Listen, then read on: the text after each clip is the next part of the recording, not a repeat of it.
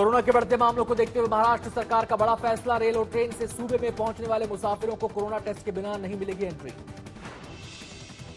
दिल्ली, राजस्थान, गुजरात और गोवा से महाराष्ट्र पहुंचने वाले मुसाफिरों पर होगी सख्ती। 72 घंटे पहले की कोरोना रिपोर्ट नेगेटिव जरूरी। मुंबई में ड्रग्स पैडलर को पकड़ने के दौरान एनसीबी की टीम पर हमला, 3 आरोपी गिरफ्तार।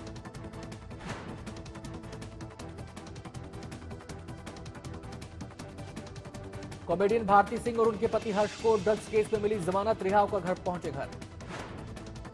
एक्ट्रेस कंगना रनौत और उनकी बहन रंगोली चंदेल ने अपने खिलाफ एफआईआर दर्ज करने के लिए लगाई बॉम्बे हाई कोर्ट में याचिका। कंगना पर सोशल मीडिया के जरिए सांप्रदायिक सौहार्द बिगाड़ने का आरोप। मुंबई पुलिस ने कंगना और रंगोली के खिलाफ बांद्रा कोर्ट के आदेश पर जांच करने के बाद दर्ज की है एफआईआर। पुलिस कंगना और रंगोली को पेश होने के लिए 3 बार भेज चुकी है समन, पर नहीं पहुंचे दोनों।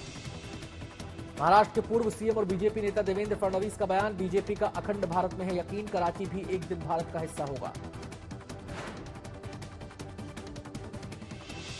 लोकांवर आमचा विश्वास आहे, एक दिवस कराची भारताचा पार्ट असेल, त्यामुळे अशा प्रकारच्या नावाने कुठला फरक पडत नाही।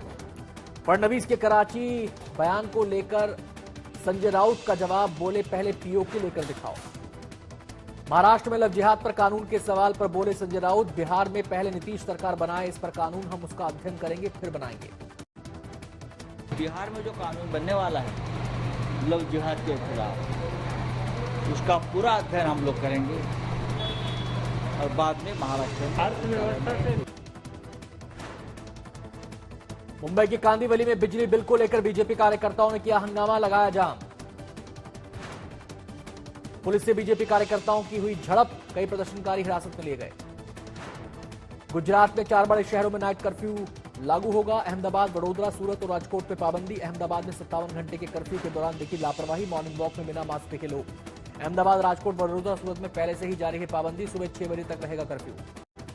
सूरत में कोरोना से जान गंवाने वाले नर्सिंग कर्मचारी के परिवार को बीजेपी ने दी 50 लाख की मदद, 23 जुलाई को हुई थी मौत। सूरत में 7 साल के बच्चे की हत्या, पिता के 7,000 उधार न चुका पाने पर पड़ोसी ने बच्चे का गला घोटा। 194 अंकों की बढ़त के साथ 44,077 पर बंद हुआ सेंसेक्स, निफ्टी भी बढ़त के साथ बंद।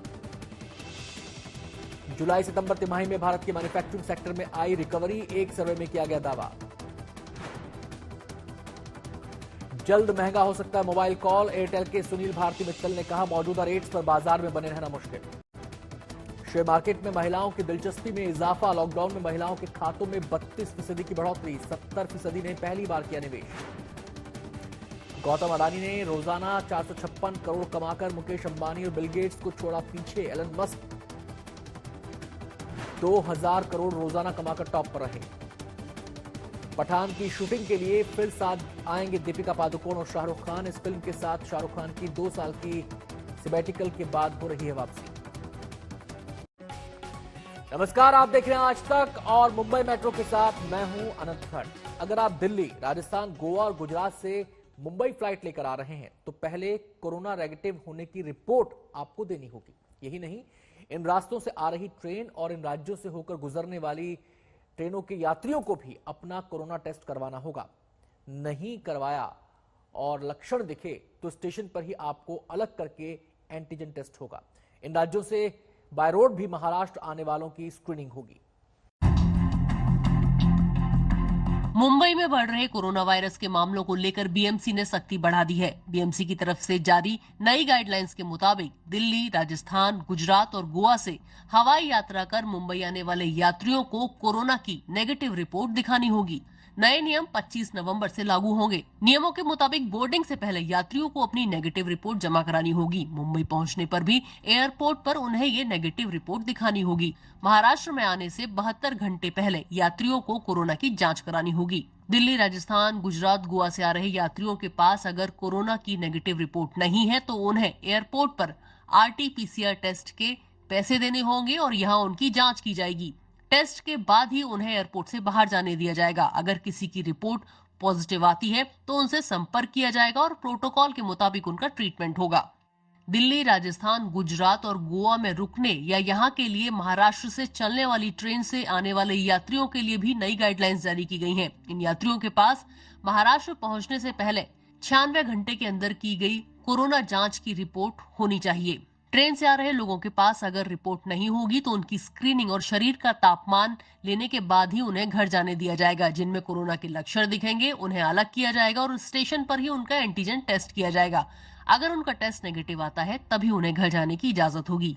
इसके साथ ही महाराष्ट्र के बॉर्डर पर स्थित जिलों में भी गुजरात, राजस्थान, गोवा और दिल्ली से आने वाले यात्रियों का बॉडी टेम्परेचर और स्क्रीनिंग की जाएगी। कोरोना के लक्षण दिखने पर उनका एंटीजन टेस्ट होगा। टेस्ट नेगेटिव आने के बाद ही महाराष्ट्र में एंट्री मिलेगी। महाराष्ट्र में भी कोरोना की एक और लहर आती दिख रही है। मुख्यमंत्री उद्धव ठाकरे ने तो इस लहर को सुनामी तक कह दिया।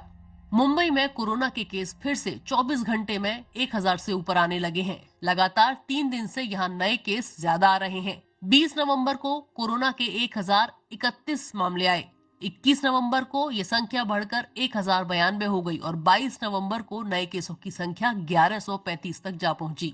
महाराष्ट्र में भी प्रशासन इस बात से इनकार नहीं कर रहा है कि हो सकता है कोविड की केसेस की एक और लहर मुंबई और महाराष्ट्र में आए।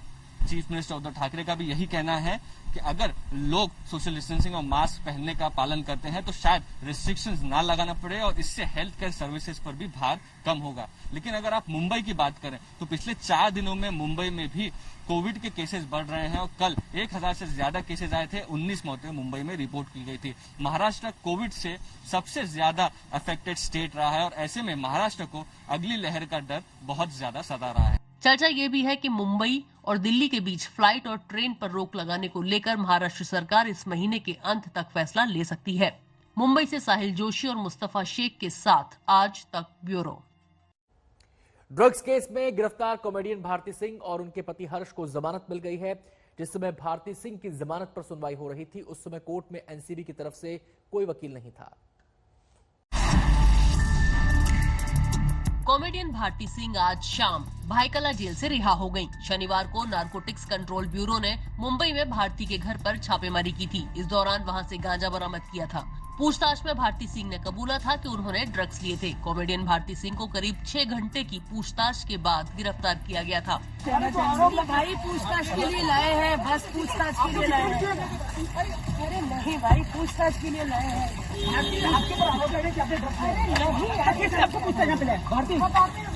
इसके बाद उनके पति हर्ष को भी गिरफ्तार कर लिया गया। सोमवार को हर्ष और भारती दोनों को जमानत मिल गई।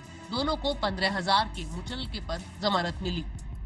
कोर्ट को हमने ये बताया कि मैक्सिमम सेंटेंस इसमें 1 दिन से 1 साल के बीच में कुछ भी हो सकता है या फाइन भी हो सकता है। कोर्ट ने पूरा केस के पेपर्स पढ़े और उन्होंने आखिर में बेल दे दिया। कोर्ट में एनसीबी की तरफ से कोई वकील पेश नहीं था। हालांकि एनसीबी के अधिकारी कोर्ट में थे। उन्होंने जमानत की अर्जी पर जवाब देने के लिए कोर्ट से समय मांगा, जिस पर भारती सिंह के वकील ने कहा क्योंकि ड्रग की मात्रा इतनी कम है इसलिए कोर्ट अपने अधिकार का इस्तेमाल करके बेल दे सकती है। उनकी जेसी होने के बाद हमने बेल एप्लीकेशन इमीडिएटली प्लेस किया मैजिस्ट्रेट साहब के पास। तब उन्होंने बोला हमने रिप्लाई नहीं लाया है। उन्होंने अश्योरेंस दिया कोर्ट को कि मंडे को रिप्लाई लाएंगे। कोर्ट ने उनको रिप्लाई देने का चांस दिया। सुबह 11 से 2 बजे तक हम लोग इंतजार कर रहे थे। ना प्रोसिक्यूशन ने रिप्लाई फाइल किया ना प्रोसिक्यूटर आए। 2 बजे कोर्ट को मेंशन किया गया मैटर और हमने कोर्ट से रिक्वेस्ट किया कि बेल एप्लीकेशन की हियरिंग ले ली जाए। ड्रग केस में भारती और उनके पति का नाम एक ड्रग पेडलर से पूछताछ के बाद निकलकर सामने आया था। रविवार को ड्रग पेडलर्स के साथ भारती सिंह और उनके पति हर्ष की कोर्ट में पेशी हुई थी।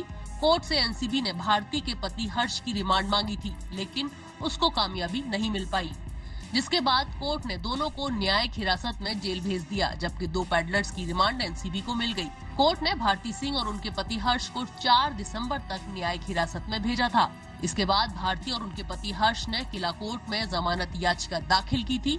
आज सुनवाई के दौरान दोनों को राहत मिल गई। गौरतलब है कि सुशांत सिंह राजपूत की मौत के बाद से ही ड्रग्स मामले में एनसीबी काफी सख्ती से कार्रवाई कर रही है। एक के बाद एक कई सारे बॉलीवुड स्टार्स एनसीबी के जाल में फंसते नजर आए। रिया चक्रवर्ती की गिरफ्तारी हुई, हालांकि वो जमानत पर हैं। साथ ही दीपिका पादुकोण, सारा अली खान और रकुल प्रीत का नाम भी सामने आया और उनसे पूछताछ हुई। इसके अलावा एक्टर अर्जुन रामपाल के घर पर भी छापेमारी हुई थी और उनके ड्राइवर को गिरफ्तार किया गया था। मुंबई से मुस्तफा शेख के साथ आज तक ब्यूरो। एनसीबी के हाथों गिरफ्तार होने के बाद कॉमेडियन भारती सिंह और उनके पति को तो जमानत मिल गई, लेकिन जब एनसीबी की टीम गोरेगांव में एक ड्रग्स पैडलर को पकड़ने पहुंची तो उस टीम पर हमला कर दिया गया।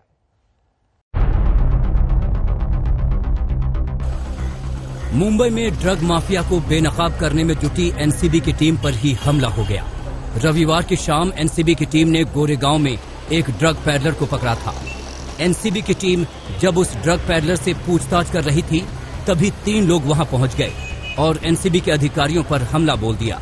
गोरेगांव पुलिस ने इन तीनों के खिलाफ केस दर्ज कर लिया है। तीनों को गिरफ्तार कर लिया गया है। कोर्ट ने सभी आरोपियों को 7 दिसंबर तक न्यायिक हिरासत में भेज दिया है। 22 नवंबर को नारकोटिक्स कंट्रोल बोर्ड के अधिकारियों ने गोरेगांव पुलिस स्टेशन में फिरियाद दिया है कि वो एक ड्रग्स की कार्रवाई करने के लिए जब गए थे, 3 लोगों ने उनसे वाद किया और उनको मारहान किया और उनके काम करने में अड़थड़ा निर्माण किया। इस फिरियाद के ऊपर गोरेगांव पुलिस स्टेशन में कलम 353, 323, 504 आईपीसी के अंदर गुना दाखिल है और ये 3 ही आरोपियों को गिरफ्तार किया गया है और आगे की तपास चालू है। मुंबई में गोविंद ठाकुर के साथ आज तक ब्यूरो।